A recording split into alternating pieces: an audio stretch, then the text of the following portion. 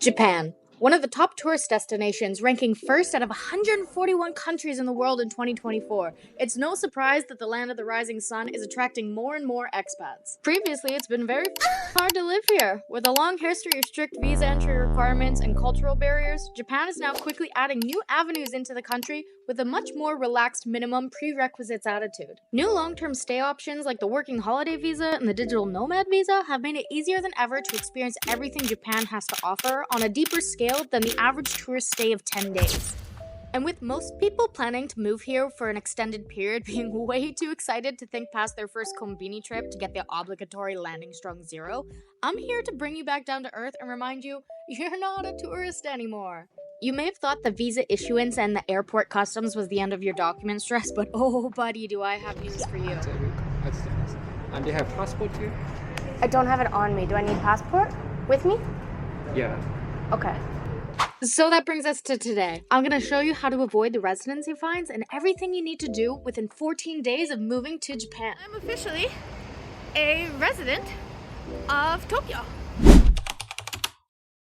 So as a foreigner, a lot of people think that a kombini is just a place to get your strong zeros and your family chicken, but you can actually do so much stuff at a convenience store. Every convenience store has a little printing and photocopy machine, so I just quickly printed off my rental agreement because online it said that I needed to show it as proof of address. Stop it. Completed. Please make sure to take the printout with you. Service. It's done? Yeah. It's fine. Fuzzy. It just needs to have my contract. It doesn't have to be perfect. Just to show I have an address. It's fine. Yeah. Okay. We have my contract. And now, me and my translator. A lot of help. Me and my translator, that's apparently British today for some reason. Now we're gonna go to the city hall and register my address so that I don't get a $2,000 fine. Yeah. Bloody hell. A lot of help. So I moved into the Ikebukuro area, so my city is Toshima City. So I had to go to Toshima City Town Hall. At the town hall, you can do everything you need to do, like birth certificate, death certificate, health insurance, residency card, absolutely everything you need to do as a citizen in one place. What are we doing today? We're going to register my address because I got the working holiday visa, but now I have an apartment, which means I have to go register. Why do you have to register where you live in Japan? Because you're a foreigner. Oh, So you don't have to do it? I need it. But if you're a foreigner, they're gonna charge you. Explain the rules. If you move, you're gonna register again within 2 weeks. Otherwise, I'm gonna charge you. So everybody has to register when they move within 14 days. Not just foreigners? No, everyone. Yeah. Even Japanese. I did. Okay. Toshima Toshima. City Office. Toshima. Okay, let's go. I actually couldn't film a lot here because Japan has very strict public filming laws, so I couldn't get anybody else's faces in the shots. So you see a lot of my chin during this and a lot of me just explaining what's happened. Especially because this is a city hall, and if I were to get into trouble for public filming anywhere, it would probably be here. I'm gonna have English. Yeah. They have zero. So So you can't register. there's English for every other part except for where you have to register to live in this city. So before you even get to talk to anybody, you're directed to this counter where you have to fill out the application form. Go help me with some of it because even though it shows what you're supposed to do in English, there's some parts that aren't explained in English, so it's kind of confusing. こんにちは。日本語は大丈夫ですか？あ、僕は日本人なんで。わかりました。 This is Okay. 在留カード。 the first time to get this card, right? 初めて. In this part, I recorded the entire conversation, but it was very long, very boring, so I'm going to link it here as an unposted video in case you want to watch the whole thing. Alright, we got the first part done, and now they said I have to wait about an hour, and then I come back and get another number, and then we have to go in another line and get my insurance. I think I'm a good translator. You were a great translator. That was amazing. Yeah. So, yeah, you did really good. I appreciate it. I would have been so lost. Thank you. So now, because we have an hour, we're gonna go get a beer, and then come back and do very important official documents. The Canadian way.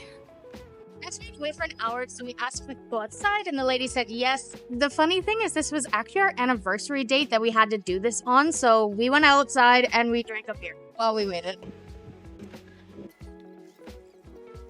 Hi.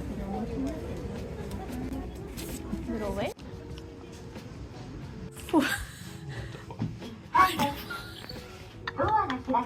What did I do?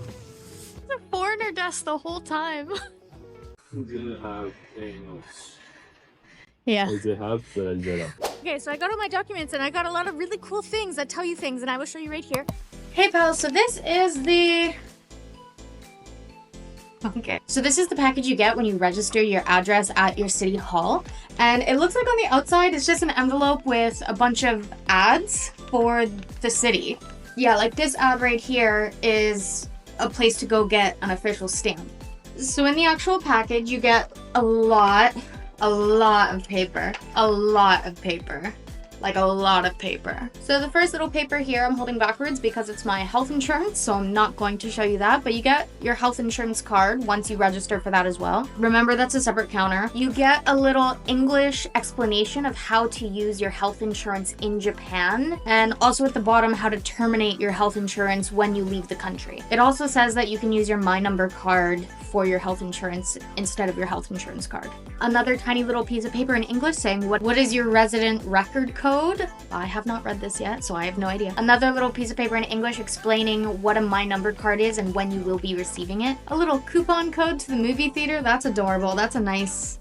I'm going to use that. An explanation on what a My Number card is and how to use it, but in Japanese. A little poster in Japanese explaining how you can use your My Number card for your health insurance instead of your health insurance card. It also appears that they're not going to be giving out health insurance cards past a certain date, so I guess My Number card's about to be very important. A little guidebook in multiple languages about residence tax. A little piece of paper with everything that she went through with me at the counter, and see, she checked off every single one as proof that she did go through everything with me, so I have no excuse not to know what I need to do and the rules. A little English book on safety for cyclists in Japan. A little move-in check-in sheet for Toshima City. So this is, I guess, everything you need to register for, everything you need to do, and everything you need to be aware of to be a resident in this city. So on this, it's things like childcare, nursing care, pension, medical care for the elderly, national health insurance, things like that. It also has a lot of help numbers in English for those things. Super useful if you're coming here with a family. A little video guide about taxes and all the things we went through with little QR codes for each language.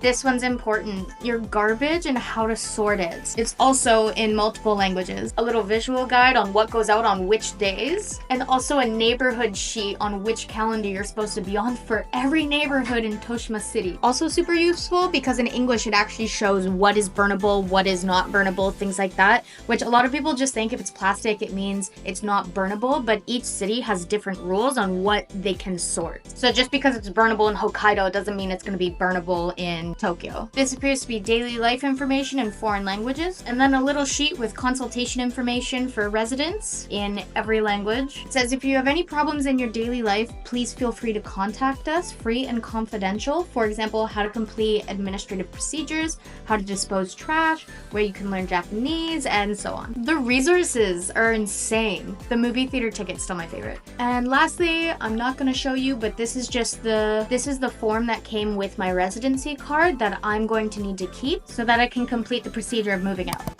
Thank you so much, Go. I'm tired. We found out as we were leaving, there's a whole floor for foreigners. Yeah. And nobody told us. They just let us keep using Go as the translator. But yeah, I'm officially a resident of Tokyo. I'm a Yokohama citizen. And he's a Yokohama citizen. He's not dirty like us Tokyo people. He wants you to know that. So that was everything that I needed to avoid fines. So if you don't register your address within 14 days of moving here and getting an apartment, or if you don't register for health insurance, you can get a fine for up to $2,000 Canadian, which is a lot. And that is everything to do with that. So the next part is get a bank account so that I can get a phone number. Good morning, everyone. Today is banking day. This is the day I've been dreading because I've heard so many horror stories on Reddit of people with middle names, people being foreign, people just having a hard time opening a bank account here. And to get a phone, I need a bank account. To get a job, I need a bank account. And it makes sense that just to do daily life here in Japan, it's a lot easier if you have a Japanese bank account. Right now, paying rent is already a huge issue because I have to pay out the in fees just to send my rent from my Canadian bank account over to my landlord. So I'm hoping that this puts an end to that. I am foreseeing one potential hiccup other than the rumors that I've heard of things that can go wrong with having a middle name being on such a short visa. I'm seeing online, to get a phone number, you need a bank account. But then it says to get a bank account, you need a phone number. So hopefully I can get around that either with a text app or maybe just going in and explaining my situation. I've already been doing a tiny little bit of looking up what would be the easiest, and with my type of visa being only valid for 6 months originally, I think the easiest bank for me is going to be the Japan Post Bank. All the really big banks that have the good services, they all require a bunch of different things like have already been living in Japan for 3 months, or have a Japanese cosigner, and just a lot of really difficult hoops to jump through, where the Japan Post Bank doesn't seem to have any of that. And on top of that, you can sign up online, which the other banks also don't offer. So right off the bat, the Japan Post Bank, they have a full English section that, so I don't even have to use Google Translate and hope it's a good translation. They have an English part, so that's really good. So it's already really foreigner friendly. So from what I've read on here, you can only open a bank through the app. So I'm gonna go and download the app right now and then see what the process is. I can't read any of that. I'm really hoping that in the app I'm allowed to change the language, because that would be really helpful, because there's a lot of really difficult words and really difficult kanji that I just don't know. Editor Mars here in the future. I'm not gonna make you sit through all this. Originally, I recorded the entire process and I filmed my phone as well just to show you, but it's pretty straightforward and I don't think you need to see that from me. Sometimes you need to use Google Translate because it doesn't translate properly or directly, and I just had to scan some of my documents and that was it. I got an email saying that my application was approved, and now I'm currently waiting for my cash card to come in the mail. Okay, so I did film myself signing up for this, but apparently I lost the footage. But yeah, so I went online, I found UQ Mobile, and then I signed up completely online. Okay, so signing up was fairly easy. That took about 15 minutes of my time. The hardest part was the photo verification because my phone actually has a crack near the camera, so there was a bit of glare. So with a normal phone that's not cracked, it would probably take you about 10 minutes. You have to do it on your phone, the entire process. If you try to do it on your computer, it tells you to just go to a phone. It won't even let you do anything. But yeah, so without completely doxing myself, thank you for your order. And now I just have to go to the second part here, and I can also do this part on my laptop where it gives me directions to sign up for the SIM. So I signed up for the contract, that's all done and paid for. It was roughly $60 Canadian because of the monthly fee of 3,000 yen and then the startup fee of around 3,000 yen. Okay, so this part is actually really funny. So what I'm doing right now, because the video on YouTube explaining how to set everything up is only in Japanese and you can't automatically translate pictures on a YouTube video, I'm holding this. It's not gonna focus. I'm holding this to get the translation as I watch the video.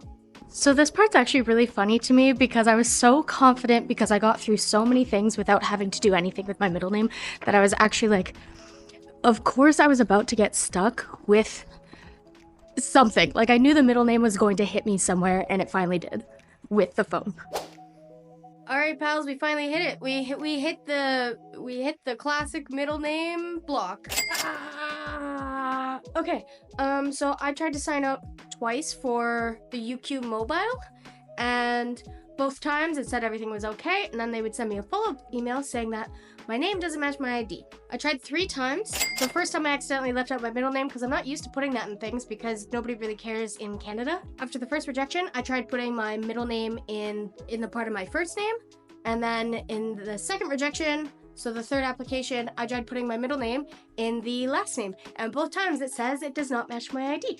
So there is a sort of close 30-minute walk, UQ Mobile, that does have a little translator thing, so you can sign up in English even though that location has no English employees. So I'm gonna walk there. It's not too bad. Get your steps in for the day. It's already dark out, so I don't know how much I'm going to film. But yeah, round 4, trying to get a phone. It's kind of crazy that the banking stuff went so fluidly, and where I'm getting stalled is at the phone, because I feel like banking is a lot more important than a cell phone. But whatever, I don't make the rules, I don't make the process. Hopefully I have a phone in the next couple hours. So the journey to the phone company wasn't too bad. I'm trying to get my steps in anyways. It did take me 40 minutes. I still do feel like a tourist, so obviously I stop every time I see something cool. And I saw this orange juice machine that just squishes them right there, makes it. So yes, I obviously had to do that. After that, I finally made it to the Ikebukuro area, which it's a quick walk from my house, but it's completely different. Like, I live in such a residential area that getting there, it feels like I'm finally in the city. 英語わかりますか？英語大丈夫ですか？大丈夫です。Okay. I tried to sign up online. It wouldn't accept my ID. And they have passport too? I don't have it on me. Do I need passport with me? Yeah. Passport too. So Okay. to make contract. Oh, okay. And you need a credit card or bank account card. Yeah, I have that. Okay, so they please Just bring passport? their passport. Okay, I'll come back another day. Thank you. Thank you. Do you have insurance card instead? Sorry? Insurance card. Also at home. Okay. I can bring next time. Okay. Okay. Yeah, thank you. That is actually so frustrating. Okay, I need to get my passport and then come back another day. Okay guys, so it is officially attempt number I lost count. I'm now going to try for the billionth time to get a phone number.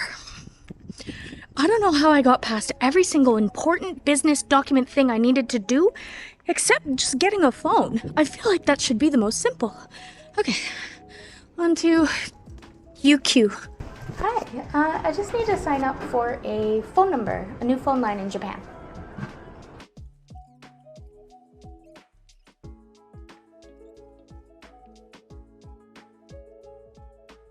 Okay, so I just left and they told me to come back in 15 minutes because they're gonna send my application away. So after all that, I still don't know if I actually got the phone or not. So fingers crossed, hopefully I'm gonna just go get a drink, I guess, and wait. Go get maybe some food.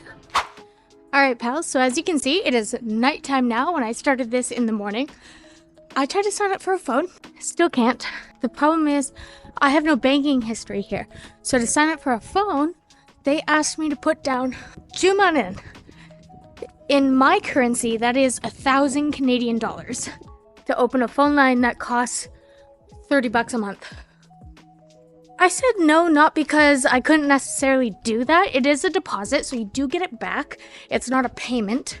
But UQ Bank was also the first one that I went to, so I kind of want to do my due diligence and shop around a little bit just to make sure that $1,000 deposit is normal and not a foreigner scam, because I am skeptical. But yeah, if there's no second part to me getting a phone number in this episode, it's because I wanted to put the video out and it just wasn't happening in that time scale. But the most important thing is obviously getting the residency done and the health insurance done. So the phone's not that important. I have my eSIM, I'm fine. It just sucks that the phone saga went on for so long. Okay, yeah, that's it for now. So after a week of trying UQ Mobile and it just consistently not working for me, I don't know why I didn't just go to a different phone company right away. There's so many phone companies in this city that I don't know why I put so much effort and time into something that clearly wasn't working. Anyways, Line Mo finally worked for me. So in the end, it ends up being way cheaper than UQ Mobile, which I originally thought was like the best foreigner-friendly company, and it turns out it's not. I know I look bad, but I got approved. I got approved for a SIM. I've been here for a month. I've been trying for a month. I've been here for a month. I just got approved. Oh, this time I chose the eSIM. Originally I wanted a SIM in case I broke my phone or needed to change it for any reason. But this time I applied for an eSIM because it's like, as soon as I get accepted, I am not waiting 2 weeks for the mail. I got accepted with POVO as like a pay-as-you-go thing. So every month I would just top it up with whatever I want to use, and it gives me a Japanese phone number. Finally. Oh, finally. Okay. Anyways, that was my entire process of getting the things that I need to get done and getting the things that I want to get done so that I can live life here. It was actually very interesting because the things that I thought I would have problems with, I didn't, and were actually very easy. And the things that I thought were going to be easy were the things I had the most problems with. So don't find yourself in a rabbit Reddit hole of listening to what other people say, because I'm guessing everybody's experiences is just different.